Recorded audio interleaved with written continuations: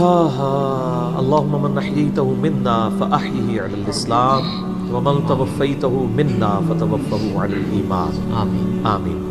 کل نفس ذائقۃ الموت، یہ قرآن حکیم میں کئی دفعہ یہ آیت ریپیٹ ہوئی ہے کہ ہر جان کو موت کا مزہ چکھنا ہے، اور یہ بات بالکل طے ہے کہ ہر شخص کی موت کی جگہ، ٹائم، سیکنڈز تک اللہ تعالیٰ نے ڈیفائن کر دی ہے اس کی تقدیر میں، وہ آگے پیچھے نہیں ہو سکتی، نیور، ناٹ ایٹ آل۔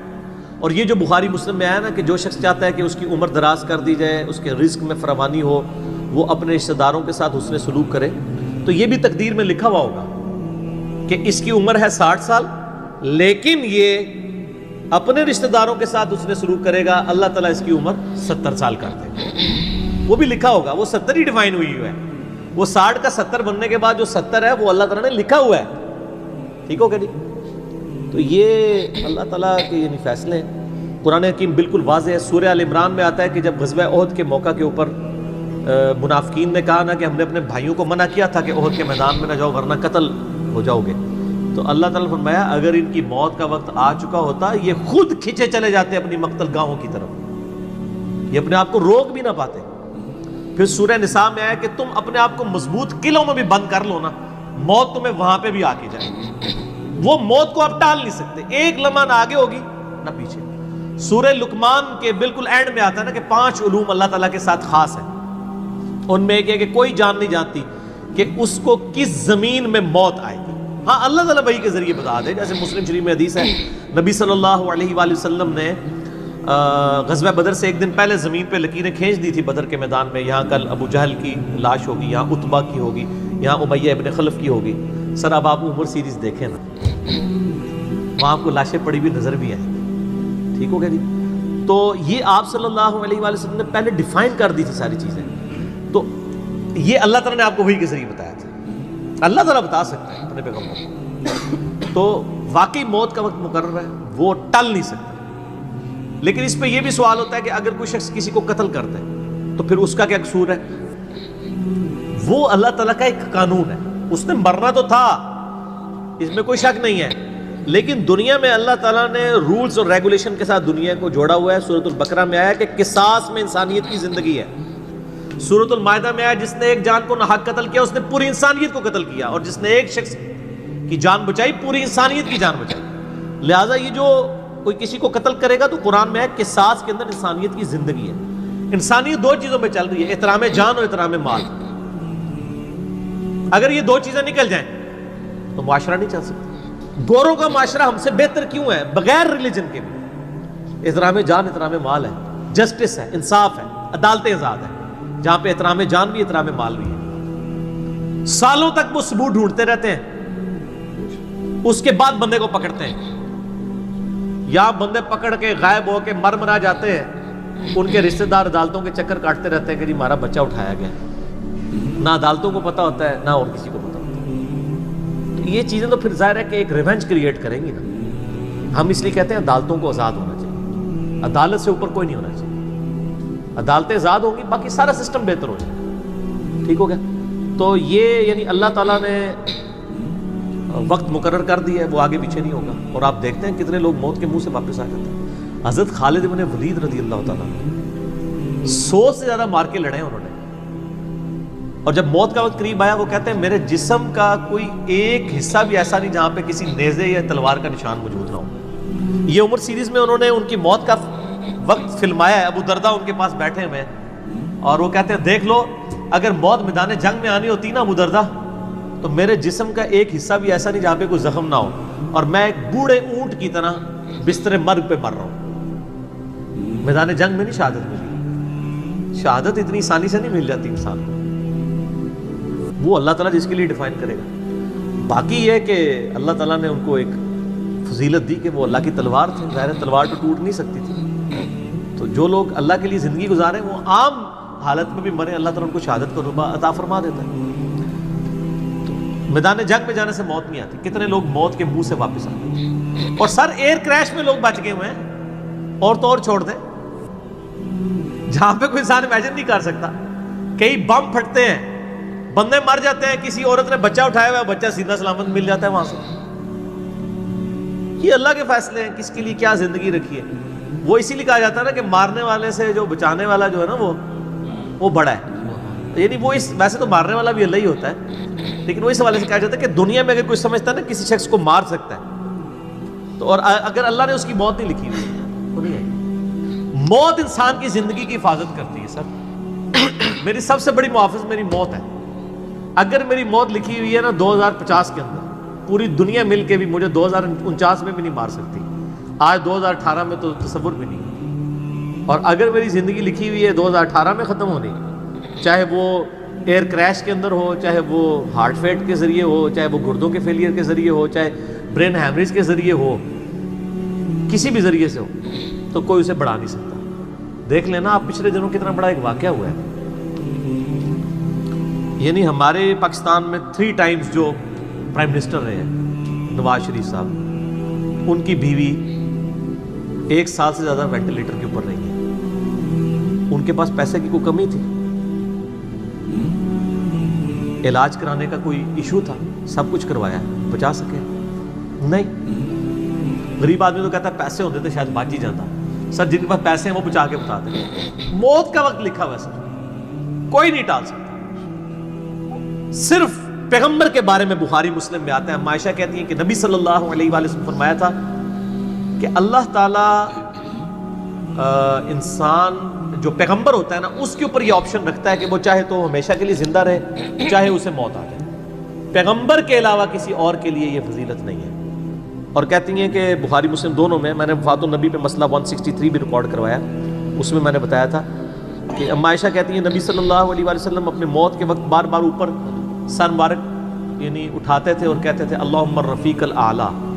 تو کہتی ہیں میں نے جان لیا کہ حضور اپنی صحت مند زمانے میں کہا کرتے تھے کہ موت کے وقت نبی کے اوپر پیش کیا جاتا ہے، چاہے تو وہ دنیا میں رہے چاہے اسے موت آ جائے.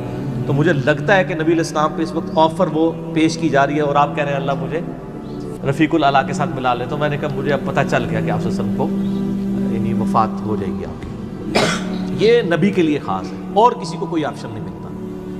وہ بخاری مسلم میں موجود ہے نا حدیث، حضرت موسیٰ علیہ السلام کے پاس حضرت اسرائیل علیہ السلام، اسرائیل کا لفظ تو یعنی تفسیر تبری میں اور یہودیوں کے ہاں ملتا ہے، یہ بین اہل سنت کے ہاں بھی رناؤنڈ ہے. اصل میں لفظ ہے ملک الموت. دونوں لفظ ٹھیک ہے. ملک الموت علیہ السلام حضرت موسیٰ علیہ السلام کے پاس گئے، انہوں نے آگے سے تھپڑ مار دیا، ان کی آنکھ نکل گئی، انسانی شکل میں آئے تھے.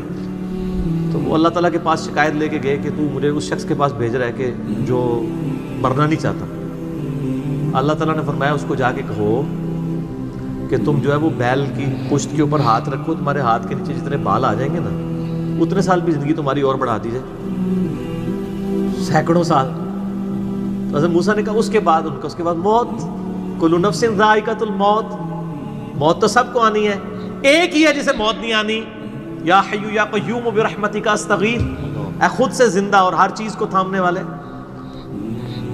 باقی وہ سب کو موت آنی ہے. تو انہوں نے کہا پھر بعد میں آنی ہے تو ابھی کیوں نہیں؟ موت نہیں کوئی ٹال سکتا سر، ورنہ پیغمبروں کے لیے ٹل جاتی. وہ پیغمبروں کو جو آفر بھی لگائی گئی ہے وہ یہ نہیں ہے کہ ہمیشہ زندہ رہیں گے، نہیں، قیامت ہے، قیامت میں تو سب کو موت آ ہی جانی ہے. ٹھیک ہے نا. اور پھر ایک وہ وقت بھی ہوگا جب اللہ تعالیٰ پوچھے گا لمن الملک اليوم، تو کوئی جواب دینے والا نہیں ہوگا، سب کو موت آ چکی ہوگی، سارے فرشتے، جنات، انسان، مخلوقات. اللہ خود ہی جواب دے گا للہ الواحد القہار، سورہ المومن میں آتا ہے. آج کے دن اس واحد قہار کی حکومت ہے. پھر اللہ تعالیٰ پوچھے گا کہاں ہے آج وہ جابر حکمران، بڑے بڑے بادشاہ کدھر ہیں؟ تو اللہ کے لیے کوئی مسئلہ ہے کسی کو یعنی پلک جھپکنے میں مسل دینا؟ تو موت اللہ تعالیٰ نے ڈیفائن کی. اور موت کیا، آپ کو جو تکلیفیں پہنچتی ہیں سر وہ بھی ڈیفائنڈ ہے. قرآن میں وَلَنَبْلُوَنَّكُمْ بِشَيْءٍ مِّنَ الْخَوْفِ وَالْجُوعِ وَالنَّقْصِ مِّنَ الْأَمْوَالِ وَالْأَنفُسِ وَالثَّمَرَاتِ، ہم ضرور تمہیں آزمائیں گے تھوڑے سے خوف سے، بھوک سے، جان اور مال میں نقصان سے، پھر چیک کریں گے کون ہے صبر کرنے والا. اور جو صبر کرنے والا ہے اذا اصابتهم مصیبۃ قالوا انا للہ وانا الیہ راجعون. تو پھر ان لوگوں کے ساتھ اللہ تعالیٰ ہوتا ہے جو کہتے ہیں ہم بھی اللہ کی طرف سے آئے تھے، اللہ کی طرف چلے جائیں گے، یہ تکلیف بھی آئی تھی الٹیمیٹلی تو چلی جائے گی نا. ان اللہ مع الصابرین، اللہ تعالیٰ صبر کرنے والوں کے ساتھ ہے. اس حوالے سے ایک آیت قرآن حکیم کی بڑی کریٹیکل ہے، مجھے ضمناً یاد آ گئی، سورہ الحدید کے اندر ہے. بہت کرٹیکل آیت ہے، اور یہ ٹاپک قرآن حکیم میں صرف سورہ الحدید کے اندر ہی ایڈریس ہوا ہے، اور جس طریقے سے یہ شد و مت کے ساتھ بیان ہوا ہے نا،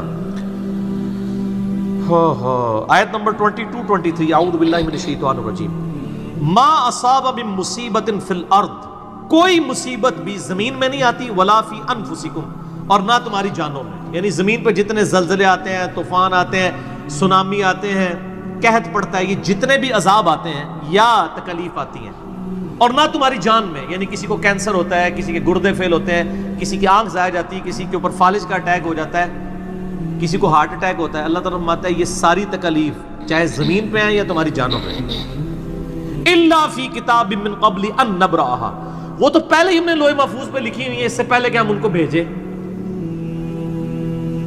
ڈیفائن ہے، ہونا ہے کہ فلاں تاریخ کو اتنے بجے اس کے ساتھ یہ ہوگا، یہ ڈیفائن ہے۔ ان ذالک علی اللہ یسیر، بے شک یہ اللہ کے لیے بہت آسان ہے، ٹینشن نہیں لینی کہ یار یہ کیسے ہو سکتا ہے کہ پہلے ہی پتا ہو، اربوں انسانوں کے ساتھ اربوں واقعات، اور صرف انسان نہیں باقی مخلوقات کے ساتھ، اللہ فرماتا ہے میرے لیے تو آسان ہے، لیکن اس کی ریزن بتائیے کیوں ہے، لِكَيْ لَا تَأْسَوْا عَلَى مَا فَاتَكُمْ، یہ ہم نے اس لیے کیا تاکہ جو تم سے بات، جو نعمت تم سے چھن جائے تم اس کے اوپر افسوس نہ کرو، وَلَا تَفْرَحُوا بِمَا آتَاكُمْ، اور نہ تم شیخی بگاڑو جو تمہیں نعمت ملے اس کے اوپر، اچھائی ملے تو یہ نہ کہو بڑا میرا کمال ہے، وہ تقدیر میں تھی، ملنی تھی، اور اگر کوئی چیز چھن جائے تو افسوس نہ کرو، واللہ لا يحب كل مختال فخور، اللہ تعالیٰ کو شیخی بگاڑنے والے پسند نہیں ہے۔ یہ آیت نمبر 22-23 بتا رہی ہے سورۃ الحدید کی کہ زمین و آسمان پہ جتنی بھی تکلیف انسانوں پر، جنات پر، جانوروں پر آتی ہیں وہ ڈیفائنڈ ہے، اور انہی تکلیف میں سے ایک بڑی تکلیف موت ہے، وہ بھی ڈیفائنڈ ہے، وہ کوئی ٹال نہیں سکتا، کوئی کسی کی موت کو ٹال نہیں سکتا، اور نہ کوئی کسی شخص کو موت دے سکتا ہے۔ آپ دیکھیں لوگوں نے کتنی ایفرٹس کی ہیں، خود ہمارے نبی صلی اللہ علیہ وآلہ وسلم پہ کس قسم کی ایفرٹس کی گئی ہیں، اللہ تعالیٰ نے آپ کو کس طریقے سے مکے سے نکال کے مدینے تک پہنچا دیا، اور وہ بخاری مسلم میں بڑی مشہور حدیث ہے، آپ جو درخت کے نیچے آرام کر رہے تھے، تلوار سائیڈ پہ لٹکائی ہوئی تھی، ایک عرابی آیا دشمن،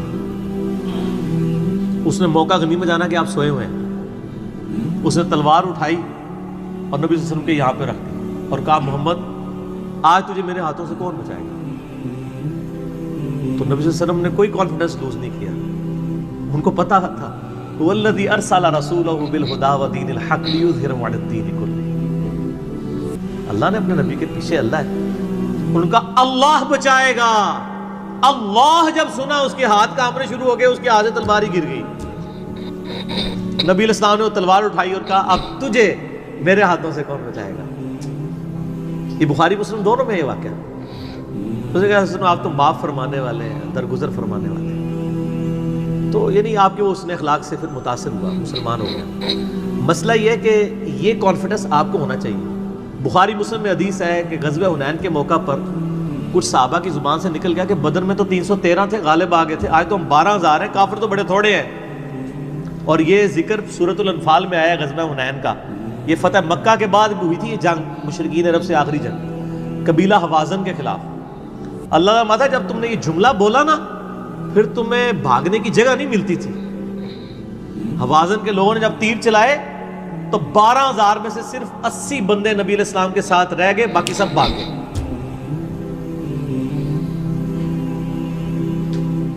اور صحابہ کہتے ہیں، بخاری مسلم کے الفاظ ہیں، میں نے حضور کی معجزات والا جو لیکچر دیا ہے مسئلہ 131 ABCD، اس میں بتایا کہ نبی علیہ السلام اکیلے آگے جا رہے ہیں، انا النبی لا کذب انا ابن عبد المطلب، میں نبی ہوں اس میں کوئی شک نہیں ہے، اور میں عبد المطلب کا بیٹا ہوں۔ یہ رڈز پڑھتے ہوئے آپ صلی اللہ علیہ وسلم اکیلے آگے جا رہے ہیں، اور آپ صلی اللہ علیہ وسلم نے زمین سے یوں مٹھی بھری کنکریوں کی اور یوں کافروں کی طرف، اور فرمایا چہرے مسخ ہو جائیں، آنکھیں اندھی ہو جائیں، اور سب کی ہو گئی، مسلمانوں کو فتح ہو گئی، اور اسی کا ذکر ہے وما رمیت اذ رمیت ولکن اللہ رمی، اے نبی جو آپ نے کنکریاں پھینکی تھی وہ آپ نے نہیں پھینکی تھی، وہ اللہ نے پھینکی تھی، یعنی اللہ کا پیچھے ڈیوائن ڈیسیژن تھا۔ تو کافروں کے خلاف فتح ہو گئی مسلمان، یعنی نبی علیہ السلام کا کانفیڈنس لیول یہ تھا کہ اکیلے جا رہے ہیں، یہ نہیں دیکھ رہے کہ ہزاروں لوگ میرا ساتھ چھوڑ گئے ہیں، اکیلے فرنٹ سے لیڈ کر رہے ہیں. تو جن لوگوں کو یعنی اللہ پر یقین ہوتا ہے نا، ان کی یہی حالت ہوتی ہے، اور یہی صحابہ کرام کا یعنی یقین کامل تھا. اس لیے آپ دیکھیں نا، آپ عمر سیریز میں دیکھیں گے حضرت خالد بن ولید جنگ یمامہ میں جب مسلمانوں کو شکست ہونے لگتی ہے اکیلے آگے جاتے ہیں. جنگ یرموک میں بھی ایسے ہی کرتے ہیں. تو جن کو اعتماد ہوتا ہے نا وہ پھر فرنٹ سے لیڈ کرتے ہیں کہ موت ٹال نہیں سکتی. موت کیا، تکلیف بھی جو آپ کو پہنچنی ہے، اور سر اسی کے ساتھ آپ زندگی گزار سکتے ہیں. اس کے بغیر آپ زندگی نہیں گزار سکتے، کڑ کڑ کے مر جائیں گے. آپ کس اس چیز کو کیٹر فور کر سکتے ہیں؟ ہم یقین کریں صبح اسکول بچوں کو بھیجتے ہیں تو دعائیں پڑھتے رہتے ہیں. کیا ہو سکتا ہے؟ ایکسیڈنٹ ہو سکتا ہے، وہاں پہ بچہ جھولے سے گر سکتا ہے، کسی کی ہڈی ٹوٹ سکتی ہے، کان پٹی پہ لگ جائے ڈیتھ ہو سکتی ہے. یار اتنی چیزوں کو کون کاؤنٹر فار کر سکتا ہے؟ اللہ. تو اللہ پہ توکل کریں، اور جب تکلیف آ جائے انا للہ و انا الیہ راجعون. صحیح مسلم میں حدیث ہے، نبی صلی اللہ علیہ وآلہ وسلم نے فرمایا جو شخص تکلیف کے وقت فوراً پڑھ لے انا للہ و انا الیہ راجعون اللہم اجرنی فی مصیبتی واخلف لی خیرا منہا، اللہ تعالیٰ اس کو اس کا بہتر نعم البدل عطا فرما دے گا. میرے یوٹیوب پہ کلپ بھی ہے اس دعا کے اوپر، مصیبت اور پریشانی کے حوالے سے یعنی بہتری کے لیے دعا، یہ کر کے لکھیں تو آپ کو کھل جائے گا. یہ آپ کو مشکات میں کتاب الجنائز چیپٹر میں پہلی جلد میں دعا مل جائے گی صحیح مسلم کے حوالے سے. ام سلمہ کہتی ہیں کہ جب میرا خامن فوت ہوا تو میں نے یہ فوراً دعا پڑھ لی، انا للہ و انا الیہ راجعون، ہم بھی اللہ کی طرف سے ہیں، اس کی طرف لوٹ کے جانے والے ہیں. اللہم اجرنی فی مصیبتی، اے اللہ مجھے اس مصیبت میں بہتر اجر عطا فرما، واخلف لی خیرا منہا، اور مجھے اس سے بہتر بدلہ عطا فرما. کہتی میں دل میں سوچ رہی تھی کہ اس سے بہتر مجھے خامد کیسے مل سکتا ہے؟ ابو سلمہ سے بہتر تو انسان حضور کے صحابہ میں بھی کوئی نہیں ہے. عدت گزاری تو نبی علیہ السلام نے رشتے کا پیغام بھیج دیا، ام المومنین بن گئی. اور ہماری وہ ماں ہے جو سب سے آخر میں فوت ہوئی ہیں، واقعہ کربلا کے بھی بعد فوت ہوئی ہیں، ام سلمہ. واقعہ کربلا ان کی زندگی میں ہوا ہے، ام سلمہ رضی اللہ تعالی عنہا. تو یہ دعا یاد کریں، انا للہ و انا الیہ راجعون. اتنا حصہ تو قرآن میں ہے، باقی صحیح مسلم میں اللہم اجرنی، اللہم اجرنی، یہ جھٹکے سے پڑھنا ہے، اللہم اجرنی فی مصیبتی واخلف لی خیرا منہا.